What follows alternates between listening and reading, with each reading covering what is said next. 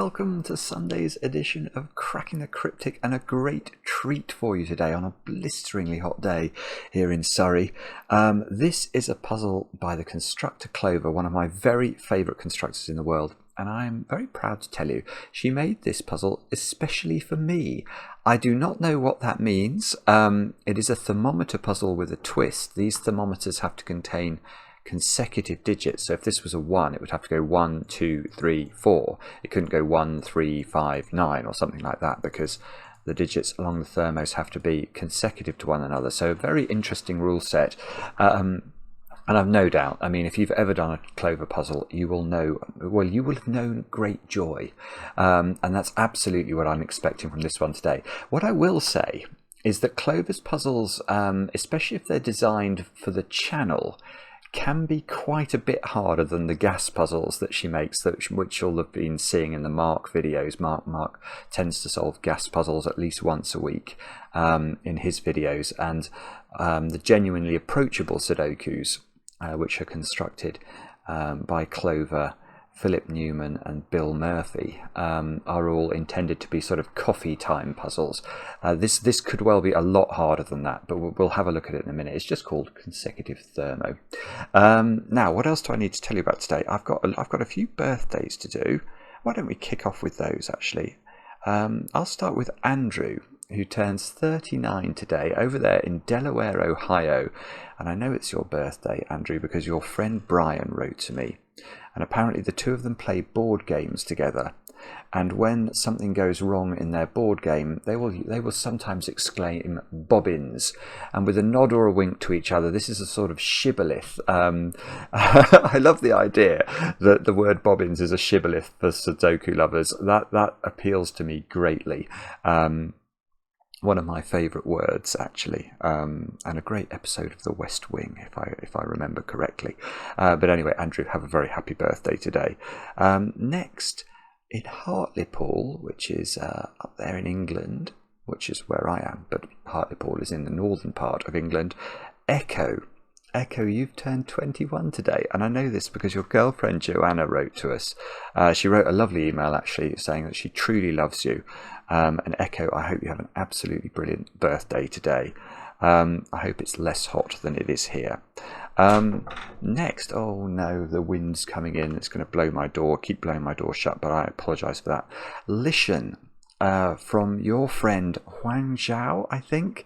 You're both math majors, I suppose that should be, at Georgia Tech. Oh, Go Yellow Jackets, maybe might have got that wrong. But anyway, Lishan, I hope that you have an absolutely brilliant birthday today. Next, a very special young lady by the name of Macy, who turned 13 on Friday. I'm sorry, I got the birthday message from your dad, Daniel, too late to read it out then, Macy. But apparently the two of you, and I love this, you both do the gas puzzle every night before bedtime, and you're normally solving it in a 2 hats time. So that is fantastic to hear. And Maisie, I hope you had a great day. I think I have a feeling you were having chocolate ice cream, not chocolate cake. Might have got that wrong. Next, somebody over in Poland visiting family today. Now this is tricky. This is tricky. Matthias I can't do this one. Scripsjack, maybe. Could it be that? Matthias Scripsjack. Now I should also check who it was who contacted us about your birthday. Let me just do that. Hang on. Right, I've just checked. It was your friend Stephen who wrote to us. Now, apparently, you love the longer videos. I've got no idea whether you're gonna this video is going to be long or short. But apparently, Stephen and Matthias met as nerds at Manchester University. It's fabulous, actually, how many students follow the channel. Absolutely brilliant. I hope you have a great day. Obviously, next, Mike, you've turned 31 today. And you also prefer the monster length videos, and I know this because your girlfriend Debbie wrote to us, and Debbie was keen to stress that she much prefers you watching Sudoku to watching football, which made me laugh. then Ty turned 19 yesterday over there in Nebraska. Now Ty prefers cookies to cake. I don't mind that, actually. Cookies can be great, Ty. I hope you had a great day yesterday. And finally, we had an absolutely amazing email from Antoine about his wife Ola over there in Vienna, and apparently it is your first wedding anniversary today. So Ola, who I don't think has yet fallen in love with Sudoku, but appreciates Antoine's hobby. We hope you have an absolutely brilliant anniversary today. Now, what else can I tell you about? The only other thing to mention, or two other things to mention actually, over on Patreon, you can still do the Planet Suite. The competition has now closed. I could be reading out planetary facts for some time, but we're going to do the Roll of Honour soon for all the solvers. And I think there's certainly been many hundreds, I want to say maybe 1,000 or so correct solutions to the Planet Suite. And the solution videos will be up soon on Patreon as well. And for a planetary fact today, we'll go to Scott Lane and his fact, which is that Neptune has the fastest winds in the solar system. And the wind speed there, 1,600 miles per hour, which is supersonic speed. So if we could get a wind turbine over there, we could generate a lot of electricity. But that might be tricky. We'd have to have a very long cable. Anyway, thanks for that, Scott. And then finally to Margo. Margo, thank you very much for sending me this picture, which is me solving a Sudoku on my phone and John Cleese sitting next to each other on a park bench. Margo, I do not know where you got the idea for this from, but it does amuse me. Apparently, John Cleese is pretending to know all about Sudoku, but doesn't actually know about it. It does sound very Monty Python-esque, this one. I'm wearing a very peculiar outfit, but your drawing skills, Margo, are absolutely brilliant. Margo was behind the picture, the troll in the fog or something like that, which we showed a few weeks ago on the channel. Now, actually, I can tell you that John Cleese definitely does know the word Sudoku, and I know this because Peter Hayward, who is who does an awful lot of work with our book projects, has met John Cleese and knows everything about him. And apparently John Cleese is a big Sudoku fan, so I'm pretty sure he does know the word. Anyway, with all that said and done, let's have a look at consecutive thermo and let's see what Clover has in store for us. The rules are very simple. Normal Sudoku rules apply, so we need to put the digits 1 to 9 once each in every row, in every column, and in every 3x3 box. Digits along thermometers must increase from the bulb end, and in addition, digits along thermometers must be consecutive, such as 2, 3, 4, 5, 6. Now it's 2, 3, 4. No, it does work. That could be 2, 3, 4, 5, 6 because that is a 5-length thermo. I think all the other thermos are not long enough to incorporate a 2, 3, 4, 5, 6 sequence, but this one is. Do have a go. The way to play is to click the link under the video as usual. But now I get to play. Let's get cracking. I do feel very honoured, actually, that Clover has made this for me. It does make me suspicious, though, that she's done this because it's either going to play to a strength or exploit a weakness. And Clover, I think, is normally responsible for breaking Mark's streaks of 2 hats on the gas puzzles. So I suspect it's more likely to be that she thinks she's found an Achilles heel of mine. You see, the way I do thermometer puzzles is, I'm noticing that I can place a 1 in the grid. That's something I've seen. So on thermometers, I just tend to think about 1s and 9s. Literally, that's what I think about, and that's because 1 and 9 are the most restricted thermometer digits, and that's because if you think about it, where can you put a 1 on a thermometer? The only place would be in the bulb. If you try and put a 1 partially up a thermometer, this square would have to be 0 or lower.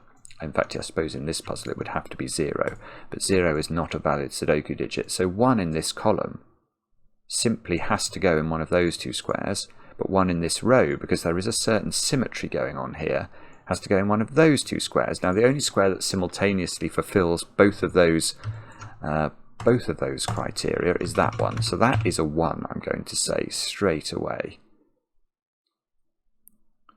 Yeah, okay, so maybe actually Clover's being kind to me, because now I'm going to think about 2s. Or am I... No, I am going to think... Oh, 2s or 9s maybe. Let's try 2s first. 2 in this row is restricted, because I can't put 2 here anymore, because this would be a 1 and it would clash. Now 2 might be able to go there, and if 2 doesn't go there, 2 has to go in very specifically one of those squares. So 2 in this row has to be in one of these 3 positions. And if the 2 was on the thermometer that thermometer would have to go, well, it would have to begin with a 1, and it would have to be a 1, 2, 3, 4 thermometer. Which I don't really see the problem with that.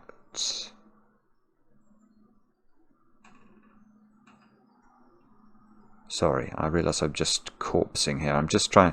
I have a feeling there's a reason that these can't be a 2. I just can't see what it is. I apologise. Oh, no, hang on. Right, well, there definitely... Right, sorry, there isn't going to be a structural reason why these can't be a 2, because in this column the same logic must apply, mustn't it? Because there is a symmetry. So in this column, the 2 is either in one of those 2 squares or that square. So let's highlight those squares. Now, because we can't put 2 in both of these squares in box 7, one of these could be a 2, but the other one wouldn't be. So there must be a 2 in at least one of these dominoes, which means there's at least one thermometer out of these 4 thermometers here, which is a 1, 2, 3, 4 thermometer.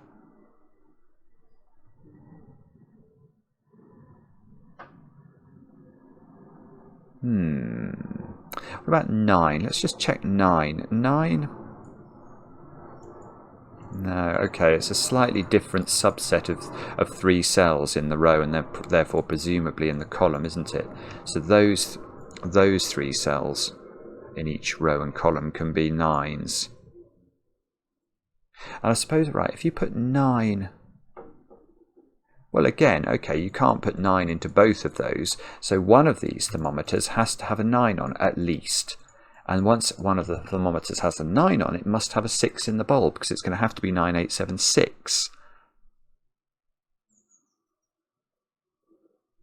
So far, this is very interesting. So we've got 4 bulbs here, and I know at least one of them is a 1, and at least one of them is a 6.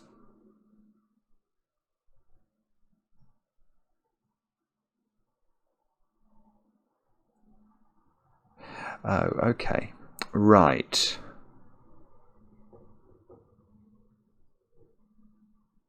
Right, okay, so perhaps that is something we need to think harder about. So if we look at this square, in fact, I might just get rid of, let me just get rid of that colouring for a moment. Let me just highlight that square. Where does that square go in this box? Now, it can't repeat on its own thermometer. It can't repeat in its own column. And it can't go there, can it? Because if it did go here, these thermometers would have exactly the same contents, because each has to step up by 1 from the bulb end. So if these were the same digit, this digit and this digit would be the same. This digit and this digit would be the same, and that's not going to work. So actually purple has to go in one of those squares, which means purple is in one of these squares. Now the problem is purple absolutely could be 1, couldn't it?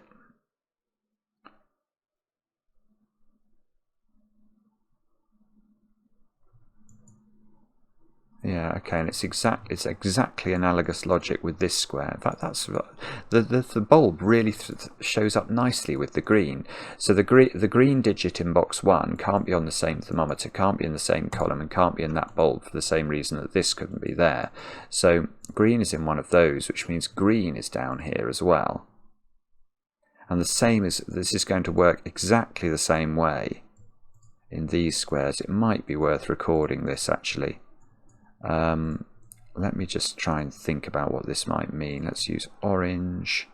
So orange is in one of those, and orange is in one of these. So we've got a sort of cross of digits here. The problem is, though, I mean, it's possible that you could have two ones. And, you know, both colours would sort of converge upon this digit.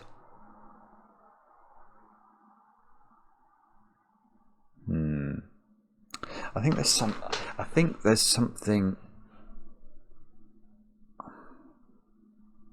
There's going to be something more to this, isn't it? It's going to be something like. Yeah. Okay. Let's have a think about. Yeah. Oh, yeah. No, it's clear. Right. The shading actually helps here. Look at this digit. Is it possible that this digit appears on this thermometer? Well, clearly not. That digit there, let me just highlight it. I picked a totally stupid colour. Yellow. So this digit, obviously it sees all of that thermometer. This digit sees all of that thermometer. This digit sees all of that thermometer. And the same is true by symmetry. If we just take these digits, that they see all of the other thermometer. So these digits are all different, and because they're all in the same column, and different from these two digits. So these squares are 8 different digits of the Sudoku. And these squares are 8 different digits of the Sudoku.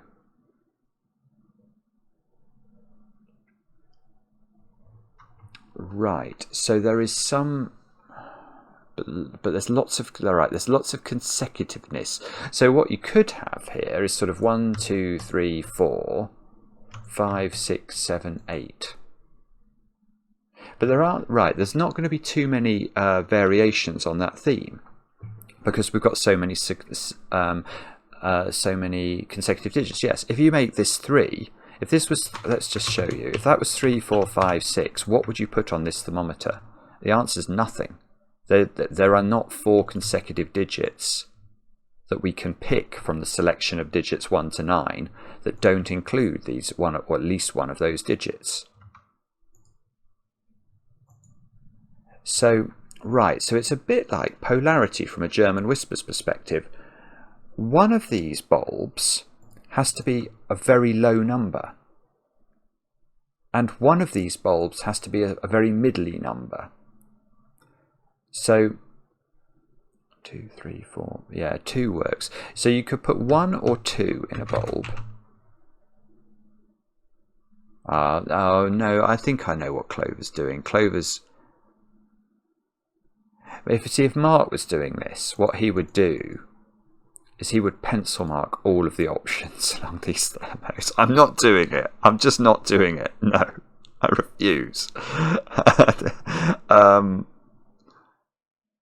Right, so if this was 1, 2, 3, 4, this could be 5 or 6, couldn't it? And if this is 2, 3, 4, 5, this has to be 6, right? Yes, so the actual options for these bulbs are always 1, 2, 5, and 6, and the same must be true by symmetry here. Now you can see immediately that were we minded to, we could fill these digits in with a lot of different numbers. I mean, it would be ludicrous. We're going to get absolutely loads of... we are going to get loads.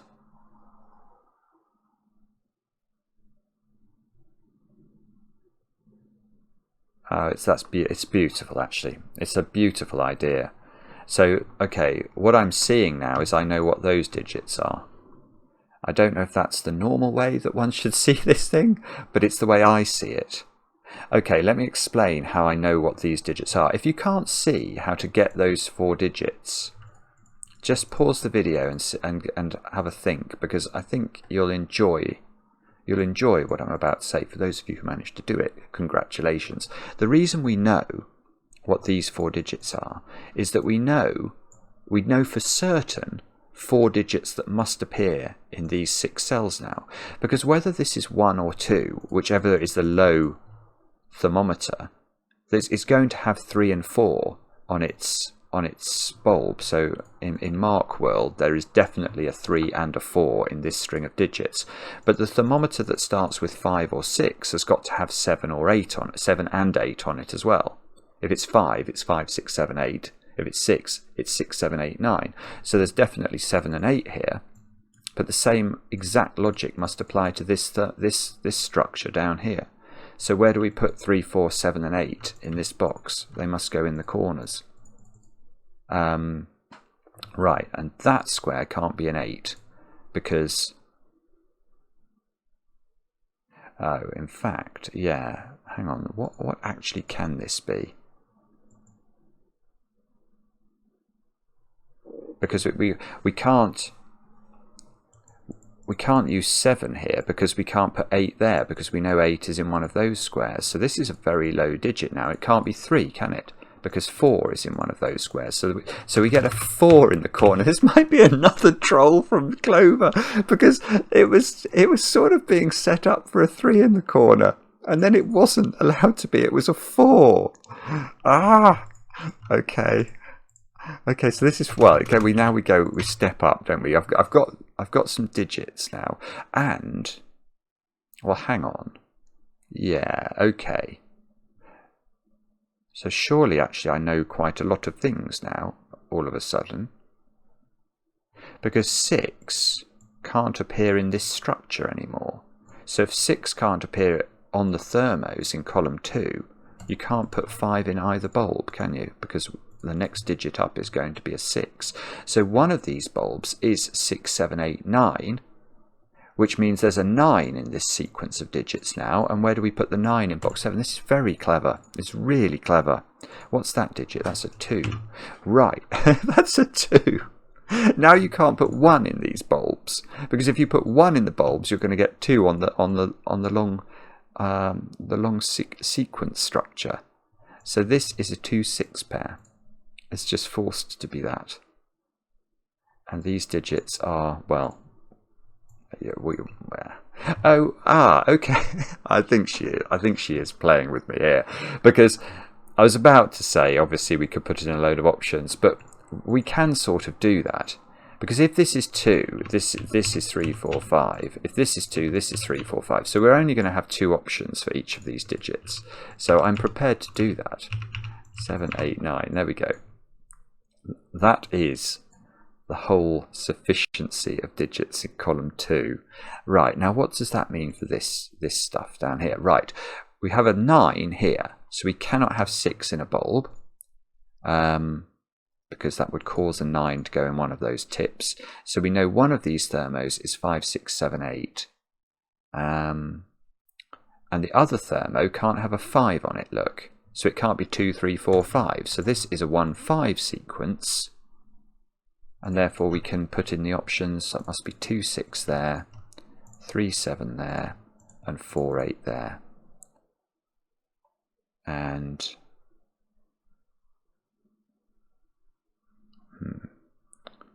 And therefore, hang on, let me just mull that over. How do we disambiguate these? I've got an awful feeling that this is just staring me in the face. I'm sorry. I'm so sorry if you're seeing how to do that. I can't see how to do it. Bobbins. Right. Okay, maybe we do have to look further afield then. We might have to... Well... Yeah, okay. I can... Yeah, this is... yeah... Hang on. I might be able to suss this out without actually even writing anything in here. Yeah, this is brilliant. I haven't quite worked it out, but I think this thermo is under massive pressure. Let me explain why. Because this thermo goes up in units of 1, you can't put 1 in the bulb. So it's a 5-cell thermo, so we can't put 6 here, because if the bulb was 6, this would be at least 10. Well, it would be exactly 10, in fact. So this is 1, 2, 3, 4, 5. Now, if it's 1, this is 2. But now both of these thermos are high thermos, because this is going to be a 5 and this is going to be a 6. And we're going to have too many high digits in the row. Remember, the way these thermos break down is that one is a very low bulb, one of them is a high bulb. So you can't force both these digits to be high. But by the same token, if this was a 5 and this was a 6, both of these thermos would be low, and that also doesn't work. So I think what we're being told is that this is 2, 3 or 4. This is 3, 4 or 5. Look, I will do it. There we go. But I think there's something going on here as well.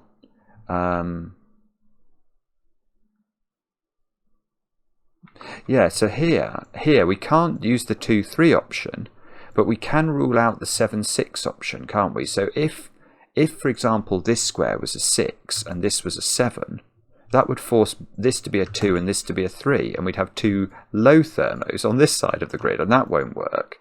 So we can get rid of 6, 5, 4, 7, 8. It's beautiful, actually. Look, that is the same. So you can't have the 6, 7 pair there, and you can't have the 6, 7 pair there either, because that's still going to break this. So this has to be 5, this has to be 5, this has to be 6, this has to be 4, this has to be 3, this has to be 2. This puzzle is a troll. This puzzle is a troll because look, now I look back at the instruction. I was thinking about this, 2, 3, 4, 5, 6. In addition, digits along thermometers must be consecutive, such as 2, 3, 4, 5, 6, and the only 5-cell thermo in the grid is actually 2, 3, 4, 5, 6. Alright, I don't mind being made fun of. This is very, very clever. Now, hang on. So this must be 1, 2, 3, 4. Now, does this one get decided? Yes, it does. That's become a 2, so we know that must be 7. 7, 8, 9. That's 6. This is 3, 4, 5. Let's just check that we haven't made any rickets with my fat fingers. Okay. What does this mean? 8. I can place 8 in this box by our old friend Sudoku. Outrageous being made to do Sudoku. We're 27 minutes into the video. 2, 5. Have to be a pair. There, look. That's... oh no, maybe it's not. So 3, 4, 9 into these squares. 3, 4 here. So this is a naked single. We get a 3, 4 pair here. Ah, that's right. That's beautiful as well. She's so good at this. Just every little step is exquisite. Look at that. How could this be a 4?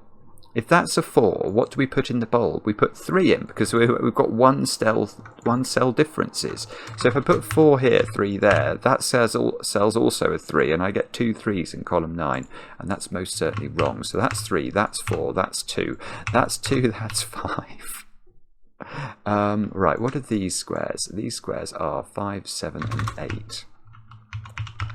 And that one can't be 5, because then that one would be 6, and that would break. So this is 7 or 8, this is 8 or 9.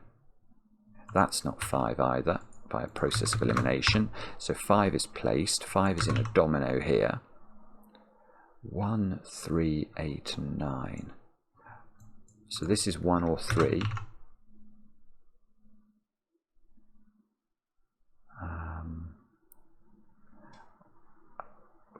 5, okay. Oh, 6 is down there. I don't know if that's helpful. 5 is up here.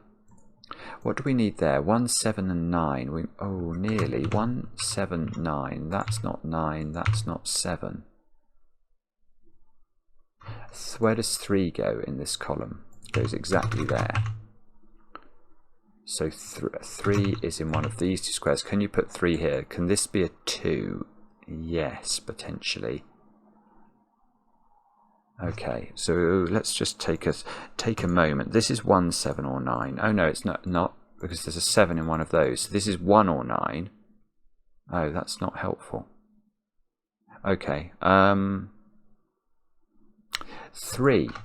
gives me a 3 in this box. Look, I get a 7, 8 pair as a result of that. So these squares have got to be 1 and something. 1 and 6. Oh, so this is a 7, 8, 9 triple at the bottom of the grid, although we don't seem to have any information in columns 4, 5 and 6 to help us with this. What about 2? Yes, 2 I can place there. That's our old friend Sudoku. 2 goes into the same cells as 5 in box 5 now. Ah, hang on, that means this isn't 3, of course. Okay, so that's the 3. Which is that useful? Maybe, or maybe not. Okay, what else can we do here? Could we get 4? Oh, I see, 4. There's a 4, 5 thing going on in these columns. So this is right. So this is 4, 5. Oh, it's the same. Ah, it's the same as it was here. Look, if you make this 4. That has to be 5 by the thermo logic, but this is going to be a 5 by Sudoku logic, so we've got to do it the other way round. That's 5, that's 6, that's 4. That's 6, that's 1 now. So 6 is placed in box 5, 6 is placed in box 6. We need 1, 4 and 9 into those squares. So 4 can only go here. This is a 1 or a 9. And in this row, maybe we got enough to. We need 1, 7, 8, 9. No. Okay, I will pencil mark that because it just feels this digit is under a little bit interesting. Yeah, where does 4 go in this column? I think it's got to go there by Sudoku. 1, 3, and 6 over here. So this is 3 and 6. 6 is not there. 3 is not here. I've got a 1, 3 pair, so this is 6. How many 6? Oh, I see. I've just got all the 6s in the grid. Okay. Brief pause. I hope only brief while I think about this. 1, 3, 7 and 8.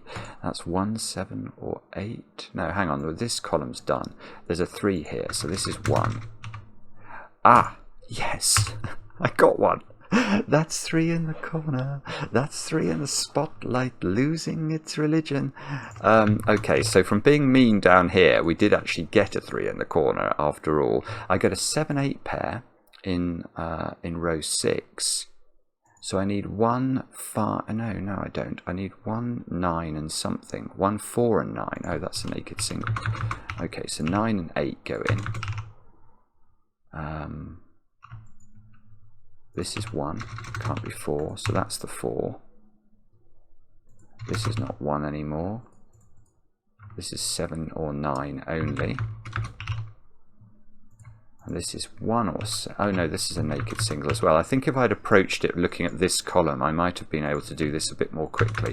But I think we are still slowly making good progress, aren't we? 1, 9, 9. A 1, 7 pair left here. 7, 8 pair there means this square is a 1. So that's an 8. So this is an 8. Now that's on the tip of a thermo, so that does some disambiguation. That becomes 8, 7, 8, 7. Can we do this at the bottom? Maverick's just taken off. We've got a 7, 9 pair. That is a 7, therefore. So that all gets figured out. This square needs to be a something. This square. Ah! No. That's a 5. That's a 2. That's a 2. 1, 3, 9. 1, 9, 3. And as Maverick flies past in celebration, we can click, tick, and we've solved the puzzle. Solve counted 20 people in 6.5 days. And that was, I mean, it's just brilliant. It's just flat out brilliant, isn't it? There isn't a single scintilla of anything that I didn't enjoy that, even though I suspect I was very gently having the mickey taken out of me for not being prepared to pencil mark thermos. Yeah, this sort of structure is, I think, what the puzzle is all about and how it impacts on this box. And this 3, 4, 7, 8 quadruple is really, it's just very interesting. It's a nice find, and the way it's exploited is gorgeous. I actually really, I really love these two little thermo. And oh no, I really like this one. This was witty, because this was just comedy. It's the only 5-cell thermo. It's mentioned in the instructions as possibly being 2, 3, 4, 5, 6, and then it turns out to be 2, 3, 4, 5, 6. Very nice, Clover. I enjoyed it as always. Your puzzles are an absolute, yeah, they are the bee's knees. And I hope you had a go. Let me know in the comments how you got on. I enjoy the comments, especially when they're kind. And we'll be back later with another edition of Cracking the Cryptic.